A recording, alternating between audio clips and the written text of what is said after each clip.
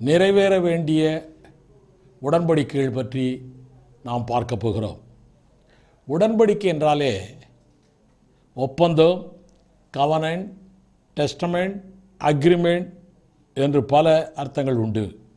தேவன் தனக்கும் ஒரு குறிப்பிட்ட மனிதனுக்கும் இடையிலே உடன்படிக்கை உண்டாக்கியிருக்கிறார். இரண்டாவதாய் தனக்கு பொதுவான உலகத்து மனிதர்கள் எல்லாருக்கும் இடையிலே ஒரு உடன்படிக்கை உண்டாக்கியிருக்கிறார். மூன்றாவதாய் தனக்கும் ஒரு தேசத்திற்கும் இடையிலே உடன்படிக்கை உண்டாக்கியிருக்கிறார். நான்காவது தனக்கும் ஒரு குறிப்பிட்ட கோத்திரத்தாருக்கும் இனத்தாருக்கும் இடையிலே அவர் ஒரு உடன்படிக்கை உண்டாக்கியிருக்கிறார். தேவன் உண்டாக்கியிருக்கிற உடன்படிக்கைகள் எல்லாமே நிபந்தனைகளோடு தான் இருக்கும். தேவனும் சில கண்டிஷனோடு தான் உடன்படிக்கையை கொடுக்கிறார். அப்படி கொடுக்கப்பட்ட உடன்படிக்கை இடையிலே தோல்வியாய் காணப்பட்டாலும் ஏதோ ஒரு வழியிலே நானே அந்த உடன்படிக்கையை நிறைவேற்றி தீருவேன் என்று ஆண்டவரே சொல்லியிருக்கிறார். I will. அப்படியே அவர் பொறுப்படுத்து அதை நிறைவேற்றியும் இருக்கிறார். வேதத்திலே சொல்லப்பட்ட பிரதான உடன்படிக்கைகள் 8 இருக்கின்றன. ஒன்று ஏதேனில் உடன்படிக்கை, ஆதியாகமம் 2ஆம் அதிகாரம் 16-17. இரண்டாவது ஆதாம் கால உடன்படிக்கை, ஆதியாகமம் 3ஆம் அதிகாரம் 15. மூன்றாவது நோவாவிடம் உடன்படிக்கை, ஆதியாகமம் 9-16. நான்காவது ஆபிரகாமோடு உடன்படிக்கை, ஆதியாகமம் 12:1-2. ஐந்தாவது மோசையோடு உடன்படிக்கை, யாத்திராகமம் 19:5-6. ஆறாவதாய் தாவீதோடு உடன்படிக்கை, 2 சாமுவேல் 7:16. ஏழாவது பாலஸ்தீனாவின் உடன்படிக்கை, உபாகமம் 30:3.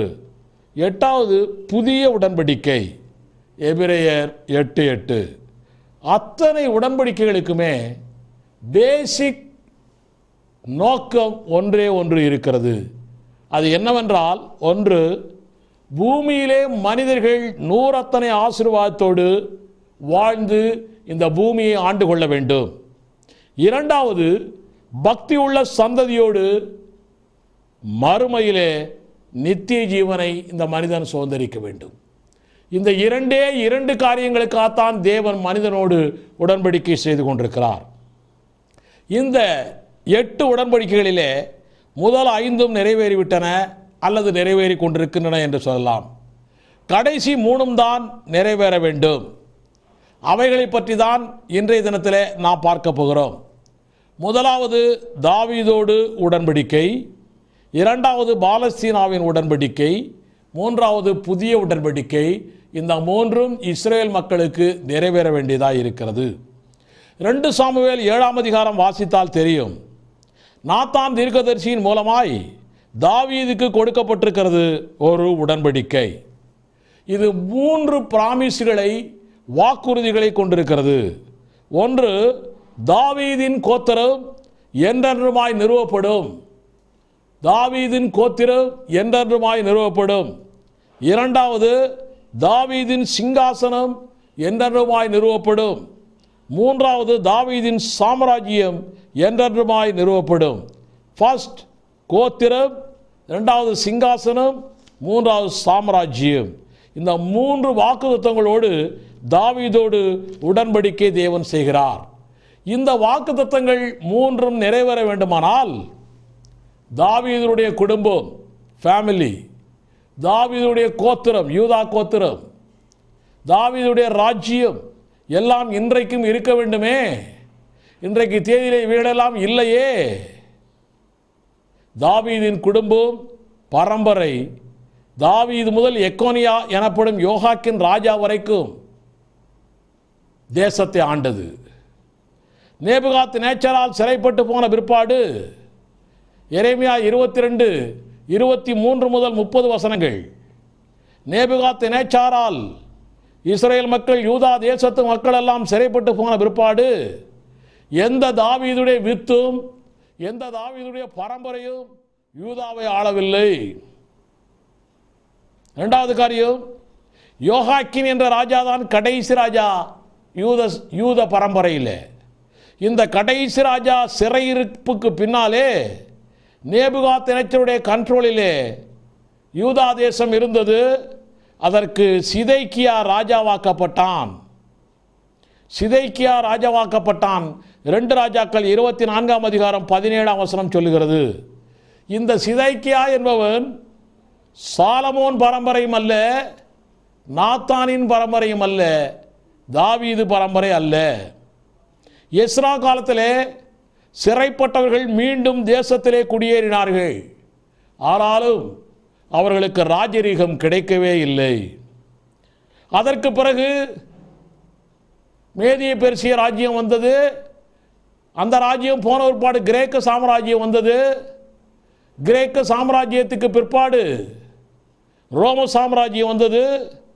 ரோம சர்க்காரின் ஆட்சியிலே இயேசு மரியாளின் மகனாய் நாத்தான் வழியிலே வருகிறார். யோசேப்பு தாவீதின் ராஜரீக சாலமோனின் வழியில் வருகிறார். எனவே இயேசு தாவீதின் ராஜரீகத்திற்கு ஏற்புடையவராய் காணப்படுகிறார். இதனாலே தாவீதின் குமாரனுக்கு ஓசன்னா என்று சொல்லி, யூதர்களின் ராஜா இவர்தான் என்று சொல்லி, இஸ்ரவேலர்கள் அன்றைய தினத்திலே குருத்தோலை பிடித்து அவரை எருசலேமுக்கு அழைத்து போயினார்கள். ஆனாலும் அவர் அன்றைக்கு ராஜாவாகவில்லை. ஆக தாவீதுக்கு சொல்லப்பட்ட உடன்படிக்கை நிறைவேறவில்லை. பிலாத்து கூட சிலுவையிலே யூதரின் ராஜா என்று பொறித்து வைத்திருக்கிறான். இயேசுவும் தன்னை ராஜா என்று தான் பதிலளித்தார். ஆனாலும் இவர் உலக ஆட்சி ஆளவில்லை. இவருக்கு உலக ராஜ கிரீடமும் இல்லை, முட்கிரீடம் தான் வந்தது. இயேசு பிலாத்துக்கு சொன்ன ஒரு வார்த்தையை மாத்திரம் உங்களுக்கு சொல்லுகிறேன். என் ராஜ்யம் இவ்வுலகத்துக்குரியதல்ல. என் ராஜ்யம் இவ்வுலகத்துக்குரியதனால் நான் யூதரிடத்தில் ஒப்புக்கூடாதபடிக்கு என் ஊழியக்காரர் போராடி இருப்பார்களே. இப்படி இருக்க என் ராஜ்யம் இவ்விடத்திற்கு உரியதல்ல என்றார் யோவான் 18:36. இந்த இயேசு கிறிஸ்துவை சிலுவையில் அறைந்து கொன்று போட்டார்கள். இயேசுவோ தன் இரத்தத்தினாலே புது உடன்படிக்கையை சாகும்போது உண்டாக்கினார். அதையும் இஸ்ரவேலர்கள் நிறைவேற்றாமல், அந்த உடன்படிக்கையும் ஏற்றுக்கொள்ளாமல் அவர்கள் தள்ளிவிட்டனர்.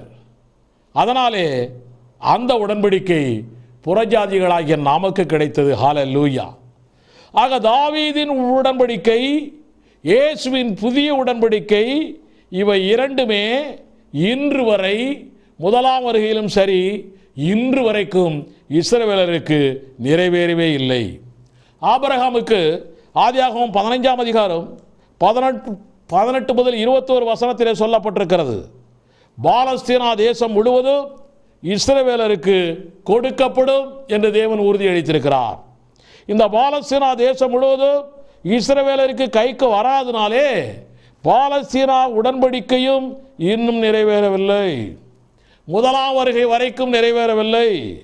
அதற்கு பின்னாலே கிபி 70 எருசலேம் தேவாலயம் ரோம சர்க்காரால் இடிக்கப்பட்டது. யூதர்கள் சிதறடிக்கப்பட்டார்கள். யூதர்களின் சொந்த முயற்சியினாலே பிரிட்டிஷாருடைய உதவியோடு 1948 இஸ்ரவேல் தேசம் சுதந்திரம் அடைந்தது. ஆனாலும் முழு எல்லையையும் இஸ்ரவேல் மக்கள் அடையவில்லை. தாவீதின் கோத்திரம் மட்டுமே அதை ஆளவில்லை. பெண் ராணிகள் ஆள்வது மரபு அல்ல அல்லவா? அது முதல் யூதர்கள் கொஞ்சம் கொஞ்சமாய் சொந்த தேசத்திற்கு வந்து கொண்டிருக்கிறார்கள், அவ்வளவுதான். நான் உங்களுக்கு சொல்லுகிறேன், மத்தேயு 24ஆம் அதிகாரம் 32ஆம் வசனம். இந்த வசனத்தை எடுத்துக்கொண்டு 1948 இஸ்ரவேல் தேசம் கொடுக்கப்பட்ட ஆயிற்று என்று சொல்லுகிறார்கள். அதிலே சொல்லப்பட்டது தீர்க்க தரிசனம் அல்ல, ஓமானம்.